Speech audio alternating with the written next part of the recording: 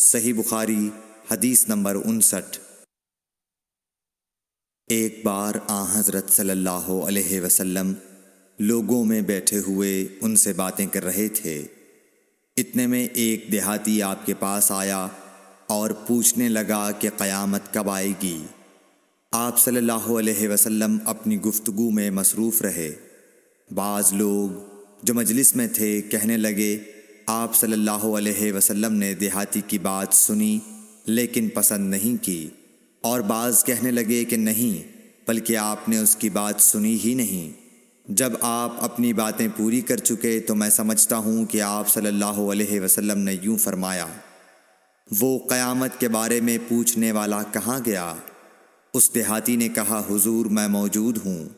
آپ نے فرمایا کہ جب امانت ایمانداری دنیا سے اٹھ جائے تو قیامت قائم ہونے کا انتظار کر۔ اس نے کہا، ایمانداری اٹھنے کا کیا مطلب ہے؟ آپ صلی اللہ علیہ وسلم نے فرمایا کہ جب حکومت کے کاروبار نالائق لوگوں کو سونپ دیے جائیں تو قیامت کا انتظار کر۔